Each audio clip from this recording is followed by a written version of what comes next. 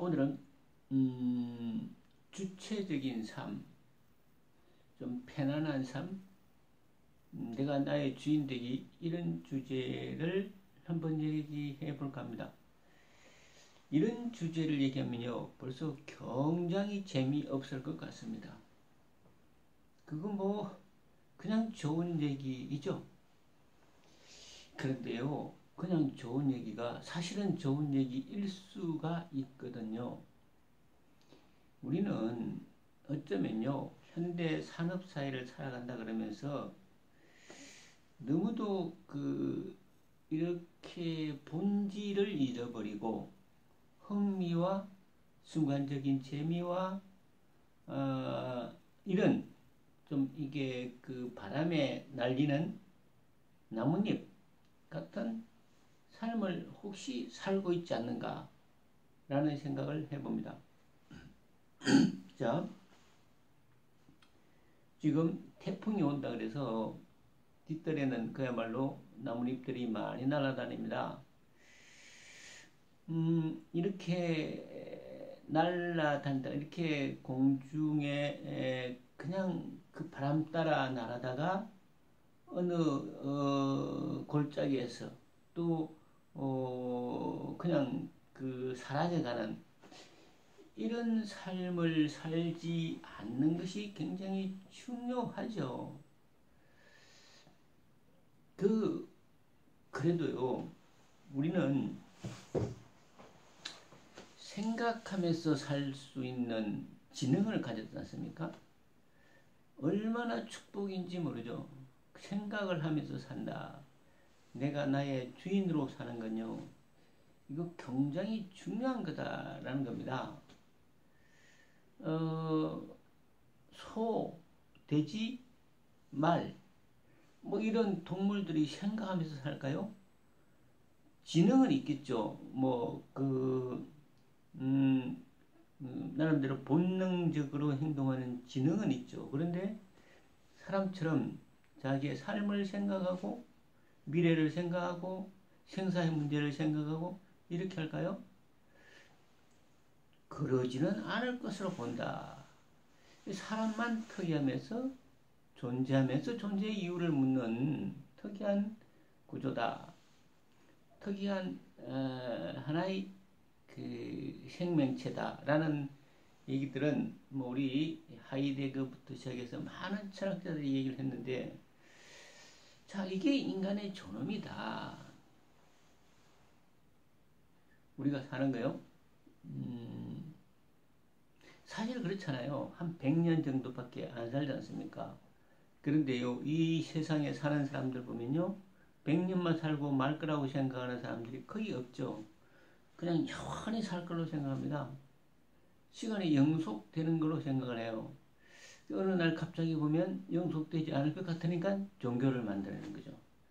그래서 죽어도 죽지 않는 사람이 되겠다는 욕망 위에 또 서게 됩니다.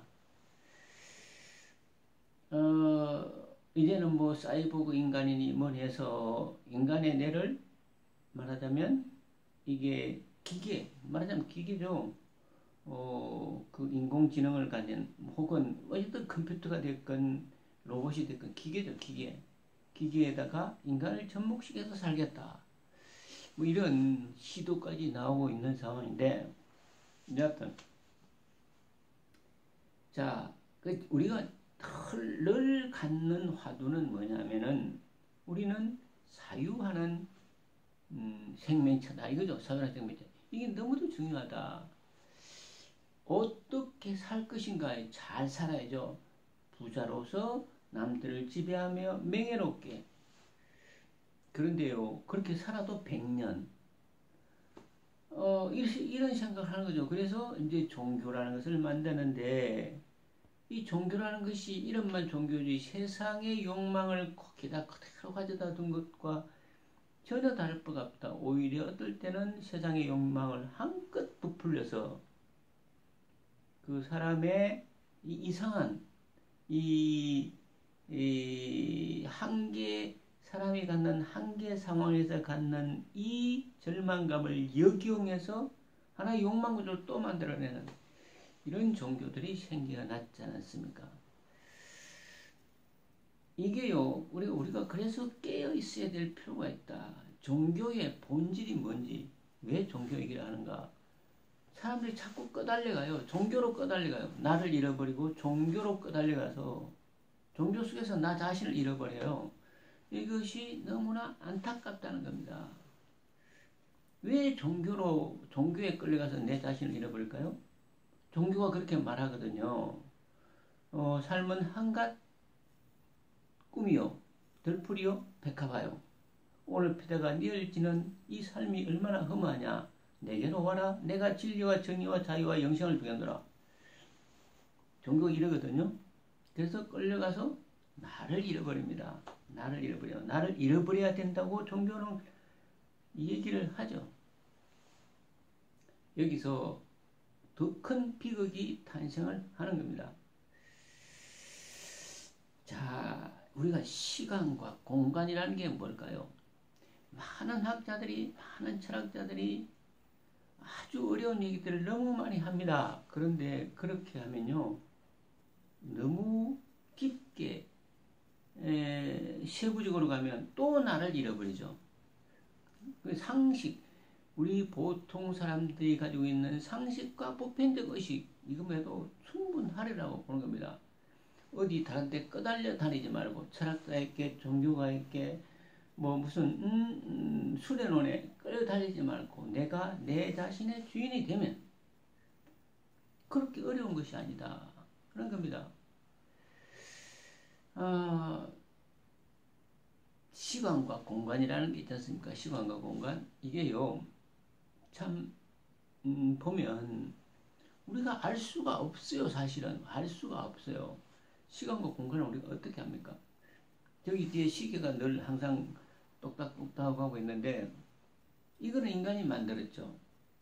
분초 단위를 재기 위해서 사람이 만든 겁니다. 참 사람의 능력도 대단합니다. 원래 시간과 공간을 측정하는 기계를 만들어내요. 그런데요, 이렇게 해서 시간이 통제된다고 생각할까요? never. 절대 통제되지 않는다. 시간과 공간은요, 인간이 절대로 통제할 수 없습니다. 우리는 이용할 뿐이죠. 맨날 몇 시에 만나자. 이것을 이용할 뿐이지 절대로 통제 못합니다. 이것이 착각이라는 것이죠. 이것이 착각. 인간이 영원히 살 것이다. 시간과 공간까지 통제할 것이다. 이것이 착각이라는 겁니다. 이런 착각에서 깨어날 때 드디어 나의 주인이 될 가능성이 열리는 것이고, 우리가 보통 말하는 깨달음이라는 것을 어느 정도 얻을 수 있지 않을까라는 생각입니다. 드디어 끌려다니지 않는, 종교든 가치든 이념이든 뭐든 끌려다니지 않는 내가 나의 자신의 주인으로 살기 위해서는요, 상식으로서 바라보고 시간과 공간에 대해서 우선 좀 생각을 해봐야 되겠다. 시간은 태초 없습니다. 정말 없습니다. 시간은 존재하지가 않죠. 사실은 시간은 존재하지 않습니다. 상식으로 보면 그래요. 우리가 보통 사람이 갖는 상식, 시간이 존재한다고 치보죠. 그러면 시간이 시작과 끝이 있어야 되는데, 시작과 끝이 있다면 이게 무슨 의미냐? 우리는 시작과 끝을 알 수가 없습니다. 있는 시간을 전제하고 난 다음에 시작과 끝을 얘기하죠. 몇날 며칠부터 몇년 며칠까지 이 사업을 하자. 이것은 시간이라는 전제하에 우리가 이것을 분초 단위로 만들어 놓은 개념이지, 시간은 없죠. 그냥 현재만 영원히 있는 거죠. 현재만. 다만 그 현재 상태에서 모든 삼라만상이 변해가지 않습니까? 사람은 늙고 꽃은 피고 지고 지구는 돌고, 뭔가 영원히 그냥 현재 시점에 있는 이 시간 외에 모든 물체들이 변해가니까 어떻게 생각하느냐? 시간이 존재하는 걸로 생각하죠. 시간이 흐른다고 생각합니다. 시간은 그러지 않죠? 시간은 가만히 있고 모든 것이 움직일 뿐이죠. 지구가 돌고 달이 돌고 우주가 돌고 태양계가 돌고, 이러다 보니까 그 속에서 뭔가가 변화되어 가죠. 시골 버스를 맨 처음에 타면요, 버스는 가만히 있는데 가로수가 4개로 옵니다. 아니죠. 이처럼 생각하는 거죠. 그래서 시간은 사실 존재하지 않는다. 그래서 The Power of Now라는 그 현재가 영혼으로 들어가는 문이다라는 얘기가 있는데 현재밖에 없는 거죠. 현재. 다만 그 현재가 있는데 지구가 돌기 때문에 밤낮이 생기는 것이고 또 태양 주변을 돌기 때문에 사계절이 생기는 것이죠. 우리는요, 이 오묘한 것을 절대로 알 수가 없습니다. 현상을 볼 뿐이죠. 어떻게 달이 지구의 주변을 계속 도느냐는 거죠. 지구가 돌고 있는데 그 돌고 있는 지구를 따라서 달이 계속 돌아요. 어떤 힘으로, 왜, 정확하게 무엇이, 어떻게, 왜 이런 현상이 일어나는 가 우리는 알 수가 없습니다. 그런데 그것을 알 수 있다고 인간의 지식으로 통제할 수 있다고 생각하는 커다란 착각, 이것이 시간과 공간을 통제할 수 있다는 착각, 이것이 우리를 혼돈스럽게 만들죠. 이런 혼돈에서 벗어나면 드디어 조금 편안해지지 않을까 라는 생각을 한번 해보는 겁니다. 공간은 어떤데요? 공간도 마찬가지지 않습니까? 얘기할 것도 없죠. 빛이 몇 수십억 수백억 년을 가는, 빛이 몇 수십억 년을 가는 공간이라는 걸 우리가 상상할 수 있습니까? 빛은 1초에 지구의 7바퀴 반을 돈다는데 이게 몇 수십억 년을 간다는 이 얘기가, 이 공간이라는 개념을 우리가 알 수가 있냐고요? 공간도 없죠. 그래서 시간과 공간을 모른다. 알 수가 없다. 그러면요, 드디어 상식이 통하죠. 우리는 아무것도 알 수가 없습니다. 그런데 너무나 쉽게 진리를 얘기하고 시간과 공간을 얘기하죠. 착각 후에 집을 짓는 겁니다. 그래서 오히려 불교 쪽에 보면요, 상당히 차분하게 앉아서 이런 어떤 본질적인 깨달음을 얻으려고 하는 그런 자세들을 보이죠. 자, 그래서 이게 우리가 우선 나의 주인으로 살아간다는 것이 도대체 무엇인가? 여기서부터 출발을 좀 해야 되겠다. 우리 사회요, 복잡합니다. 진보가 있고 보수가 있고 태극기가 있고 촛불이 있습니다. 늘 상대방을 극한 상황으로 비난을 하죠. 어떤 신문들은 보면 어떻게 저렇게 자기가 보고 싶은 것만 볼까 싶을 정도로 정말로 그들만의 얘기를 합니다. 반대측이라고 해서 마찬가지 아닐까요? 거의 비슷합니다. 끝없이 방어적 논리로 상대방의 문제를 끝없이 지적해 갑니다. 그런데요, 우리가 아까도 말했듯이 생각하는 인간으로 살 때는 최소한도 이런 무슨 진보니 보수니 촛불이니 태극기니 이런 데 대한 기본적인 사회적 관념은 가져야 됩니다. 동양과 서양이 어떻고 고대와 중세와 근세와 현대가 어떻고 진보가 보수가 어떻고 사회주의와 자본주의가 어떤가 하는, 그 다음에 각 철학자들의 기본적인 사유의 틀은 우리가 이해를 해야 됩니다. 왜? 어렵지가 않습니다. 너무 어렵게 철학적으로 정말로 상식으로도 알 수 있는 걸 전문 지식으로도 모를 정도로 써놓은 그런 글들 말고 기본적으로 이해하면 별게 아니에요. 시간이 그렇습니다만은 간단하게요, 우리의 관념의 틀을 만들어가는 이 관념의 구조는 딱 두 가지밖에 없습니다. 신본주의, 인본주의예요. 신본주의는 신이 세상의 주인이다. 인본주의는 사람이 세상의 주인이다. 이거 두 개가 끝없이 싸워요. 동양에는 신본주의가 없었다. 동양에도 상제라는 개념이 있었는데 이것은 상당히 추상적인 개념이고, 불교에도 신이라는 개념을 상정을 하지 않죠. 내가 깨달아서 뭔가를 내가 해탈을 하고 내가 성불을 해버리는 거죠. 이제 서양에는 신이라는 개념이 있습니다. 그래서 그 신이 일일이 관여를 하죠, 세상에. 그래서 사막에서 만나도 내리고 민족을 이끌기도 하고 이럽니다. 그런데요, 이 신이 역사상에 우리 조선에서 쓰던 조선실록처럼 자세하게 사관들이 검증을 거치고 서구에 보관하고 객관적 과학적으로 보관되어 왔던 사실들을 기록한 것인가? 아닙니다. 그냥 그 민족의 역사예요. 유대인의 역사입니다. 검증할 수가 없어요.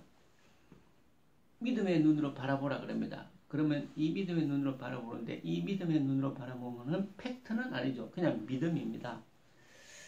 여기서 문제가 생겨요. 사람을 이상하게 이성을 버리게끔 자꾸 만듭니다. 믿음이라는 하나의 고리를 만들어서 나쁘지 않죠. 좋을 수 있습니다. 그런데 문제가 자꾸 생기니까 그렇죠. 내 자신을 잃어버리게 만들죠. 내 자신을 잃어버려야 드디어 하나님을 만난다고 하니까요. 꼭 그럴까요? 우리는 이런 착각 속에서 살고 착각을 가지고 또다시 착각을 만들어내는 이런 사람의 본성이나 사람의 기본적인 이성은 밝게 타고났음에도 불구하고 이것을 자꾸 가리는 듯한 느낌을 받지 않을 수가 없다 하는 겁니다. 종교를 비난하는 것이 절대 아니죠. 인간이 가지고 있는 본질적인 이성, 본질적인 각성, 이것을 가리면 안 되겠다라는 겁니다. 동양과 서양, 동양은요, 그래서 어떤 특정한 신, 그래서 모든 만물에 신이 들어있다고 하는 이 샤머니즘적 범신론 말고요, 그것도 막연한 신, 막연한 절대자에 관한 믿음은 동양에도 늘 있었죠. 서양은 유일신으로 해서 하나로 만들어졌습니다만은, 그래서요, 이 신의 세계, 우리가 알지 못하는 미지의 세계, 이거 알려고 하지 않는 것이 옳습니다. 왜? 알 수가 없어요. 없는데 아는 것처럼, 누군가가 길을 제시한 것처럼, 그래서 이것을 단순화시켜서 사람들을 세뇌하고 사람들을 유도해가는 이 시대의 혼란이 상당히 안타까운 거죠. 세상에 갇힌 두 가지, 헬레니즘과 헤브라이즘 말했습니다. 신본주의와 인본주의인데요. 신본주의가 막 극성을 부릴 때는 인본주의가 사라져요. 그래서 신의 이름으로 모든 것이 다 행해져 버립니다. 인간의 본성과 가치를 잃죠.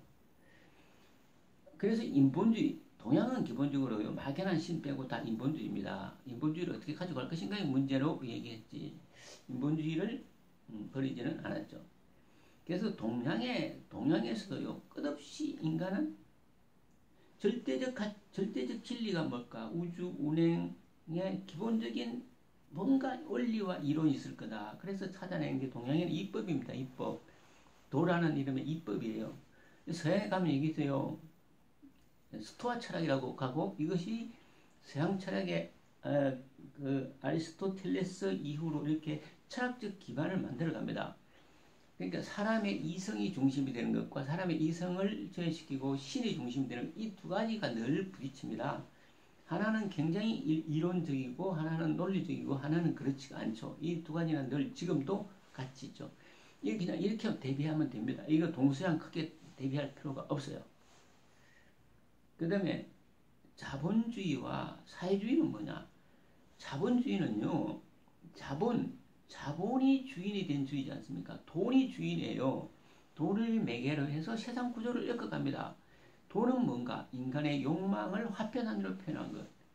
그래서 자본주의는요, 인간은 이기적 존재와 이기적 존재가 서로 부딪혀서 사는 세상을 가정을 하고, 이 이기적 존재 둘을 잘 균형시키는 하나의 수단으로도 돈을 만들어내죠. 그러니까 이게 돈이라는 것은요, 인간의 이기심에 쏟아낸 표현이고 표현 단위일 뿐입니다. 돈이 무슨 죄가 있겠습니까? 그래서 이 자본주의는요, 인간의 이기적 욕망을 전제를 하고 이기적 욕망이 부딪힐 때 이것을 어떻게 잘 균형할 것인가, 이게 자본주의예요. 시장이라는 게 들어가죠. 수요와 공급이 들어가고. 그런데 이러다 보니까 인간의 욕망을 기준으로 하는 세상을 만들다 보니까 이게요, 세상이 삭막해지지 않습니까? 그래서 이런 삭막한 세상 하지 말고 꿈꾸는 세상, 사람이 어떻게 욕망적 존재냐, 서로 사랑하고 이해하고 도우고 이상사회를 건설해야 되겠다. 이게 사회주의죠.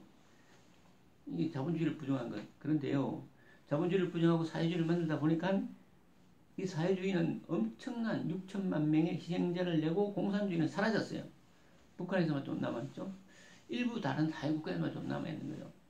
그래서 사람은 원래 욕망하는 존재, 이기적 존재인 것을 부정하면 세상이 이게 헝클어집니다. 안 돼요. 이미 실험으로 끝난 겁니다. 그래서 자본주의, 보수주의가 삶의 기본적 틀이에요. 맞습니다. 그래서 사회주의 하면 안 돼요. 자본주의 해야 됩니다. 이렇게 말하면요, 굉장히 보수적으로 보이죠. 그래서 자본주의적으로만 살다 보니까 너무 삭막해. 그래서 그 위에 사회주의 꿈을 꾸는 거죠. 이것이 세상의 구조입니다. 그래서 자본주의와 사회주의가 적절하게 또 균형을 이루어야 사람이 살만한 세상이 되는 겁니다. 자본주의가 꼭 좋고 사회주의가 꼭 나쁘다는 것도 아니고 그 반대도 아닙니다. 두 개가 잘 어우러져야 되죠.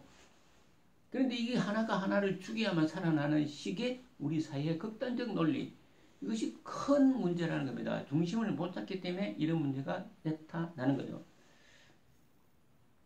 그래서 우리는 이런 소위 그 인간의 본성, 인간의 가치, 그리고 종교와의 관련성, 이것을 기본적으로 이해해야 되고 자본주의와 사회주의를 기본적으로 틀을 이해를 해야 세상을 드디어 조금 볼 수가 있는 겁니다.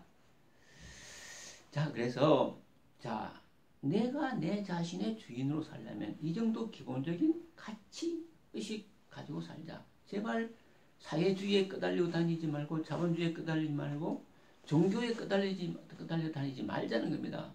드디어 내가 내 주인이 되는 하나의 기본적인 뭡니까? 전제죠, 전제.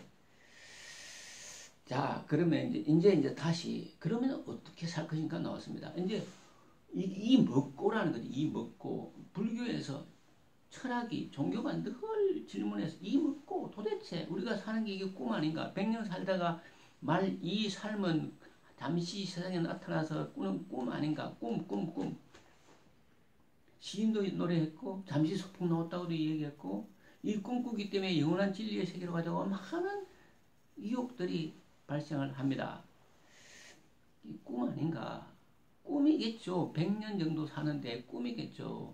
삶 정도, 삶 후도 모르지 않습니까? 그냥 꿈이에요. 꿈을 살아요. 그런데 꿈 이전과 이후를 우리가 알 수가 없습니다. 그래서 그냥 살아야 돼요. 그걸 알겠다고, 그걸 안다고 누군가가 말하고 이렇게 끄달려가면 안 되죠. 알 수가 원래 없는 거거든요. 우리는 꿈을 사는 겁니다. 그런데 꿈을 살면 꿈이니까 꿈처럼 살면 되나요? 절대로 아니다. 우리는 꿈이라는 현실을 사는 거 아닙니까? 우리가 꿈을 꾸는 순간이라고 쳐요. 그래도 그 꿈을 꾸는 순간이 너무 중요하거든요. 그렇지 않습니까? 그래서 이 꿈을 어떻게, 꿈이라고 치고 꿈을 어떻게 현실처럼 살 것인가의 문제가 우리한테 주어진 세상의 과제다. 이 말이죠. 사람이요. 그럼 그거는요. 기본적으로 최선을 다해서 성실하게 남에게 피해주지 않고 내가 나의 주인으로 그냥 이거예요. 다른 거 없습니다. 성실하지 않으면 안 되죠. 그거는 사람이 세상에 태어난 도리가 아니죠. 열심히 살아야 됩니다. 최선을 다해서. 그 일에 파묻혀서 나를 잃어버려도 안 되죠. 가끔 삶을 즐기기도 하면서 기쁨과 행복을 찾아서 아무데도 끄달리지 말고 너무 내 자신의 욕망에 끌려가지 말고 그래서 고집멸도 불교에서는 고집, 고통, 집착 이런 것을 다 버리고 드디어 도로 기한다. 이런 얘기를 많이 하는데 끝없이 자기의 본성을 찾고 자기의 존재적 본질을 이렇게 자꾸 의식하다 보면요. 그닥 끌달리가지 않을 수도 있다고 생각합니다. 왜? 남들이 하는 말이 남들이 끌고 가는 것이 저게 다 허위고 거짓이라는 걸 어느 정도 알기 때문에 목소리 높여서 어떤 특별한 얘기를 하는 사람들이 또 저 사람은 또 선동을 하는구나. 종교라는 이름으로 선동을 하고 가치라는 이름으로 선동을 하고 무슨 이즘이라는 이름으로 또 선동을 하는구나 라는 것을 알 수가 있기 때문에 잘 안 끌려가죠. 자, 그래서 우리는 자 이제 이렇게 어느 정도 현실 감각을 가지고 그런데 조금 이제 희망적인 얘기, 어쩌면 지금까지 너무나 현실적이고 물리적인 얘기만 했기 때문에 조금 희망적인 얘기를 해볼까요? 4차 산업시대에 인공지능 로봇이 만들어진다고 합니다. 우리가 이제 인공지능 로봇이 나오면 로봇이 사람한테 충분히 사람을 제압할 수 있다고 보는 거죠. 뭐 알파고부터 시작된 것은 이제 걷잡을 수가 없죠. 앞으로 이제 초지능 인공 컴퓨터가 나오면 얘들이 컴퓨터와 컴퓨터, 인공지능과 인공지능끼리 자기들끼리 대화하고 자기들끼리 세상을 만들어 간다니까 이제 자칫하면 인간이 만든 기계에 의해서 주도권을 뺏길 날이 홉킨스가 말했듯이 올지도 모르죠.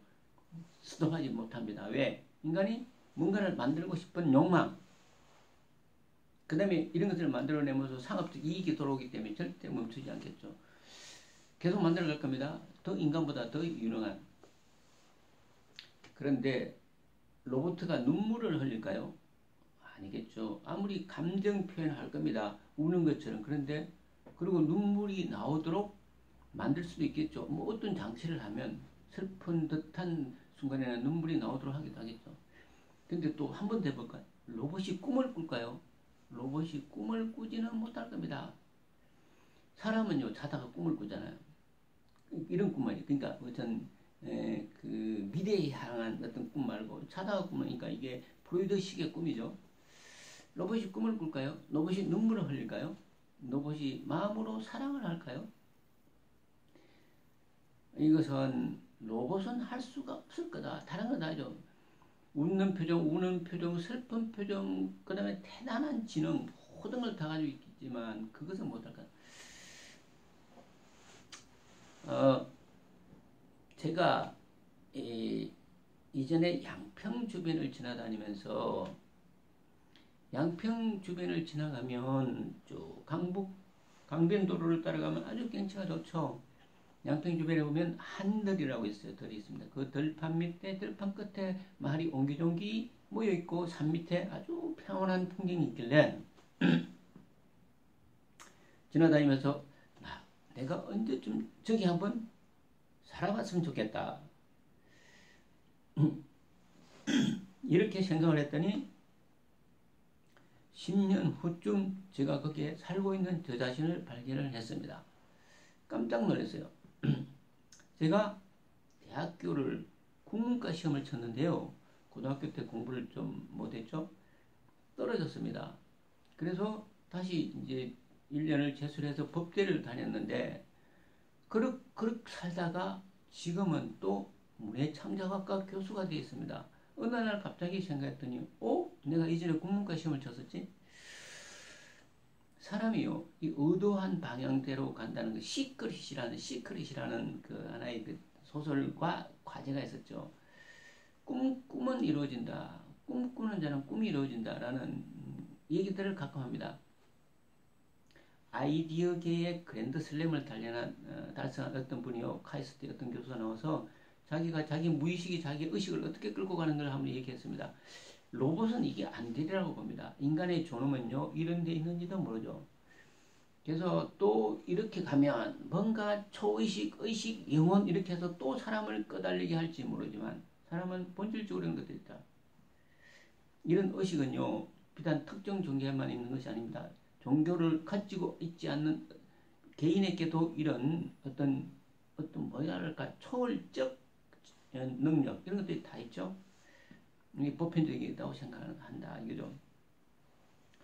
그래서 우리가 그 인간으로 태어나서 인간으로 살아간다는 것, 이것은 어쩌면 내가 내 자신의 자아를 잃어버리지 않는 것, 어쩌면 내 속에 들어있을지도 모르는 어떤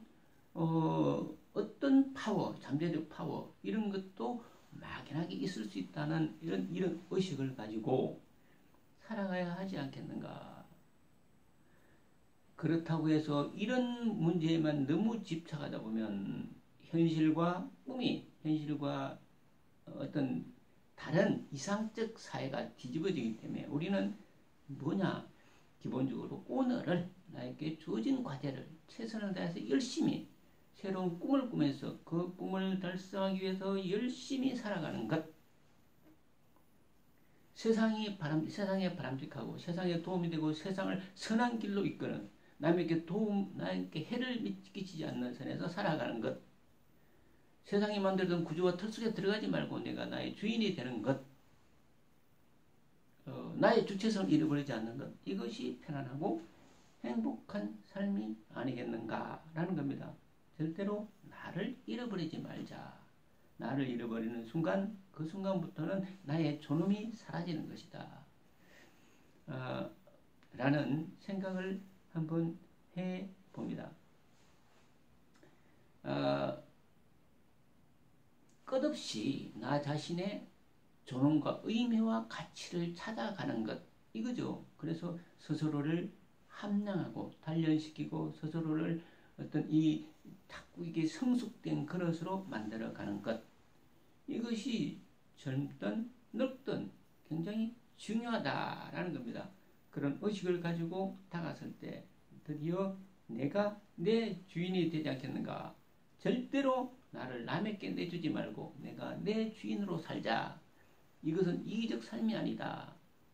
오히려 이것은 우리에게 주어진 존엄한 삶이다. 이런 생각을 한번 해봤습니다. 이렇게 함으로써 조금은 흔들리지 않는 삶을 살 수 있다면 그것도 우리에게 아주 큰 가치와 의미 찾기가 아니겠는가라는 생각입니다. 감사합니다.